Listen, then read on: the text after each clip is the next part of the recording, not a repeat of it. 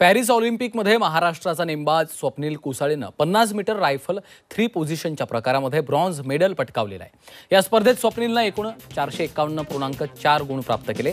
भारताचं पॅरिस ऑलिम्पिकमधलं हे तिसरं मेडल आहे। स्वप्नील कुसाळे हा महाराष्ट्रातल्या कोल्हापूरमधल्या कांबळवाडी या गावातला आहे। स्वप्नील कुसाळे 2012 पासून आंतरराष्ट्रीय स्पर्धांमध्ये भारताचं प्रतिनिधित्व करतोय। आता 12 वर्षांच्या प्रदीर्घ प्रतीक्षेनंतर स्वप्नील कुसाळेनं ऑलिम्पिकमध्ये मेडल पटकावलेलं आहे।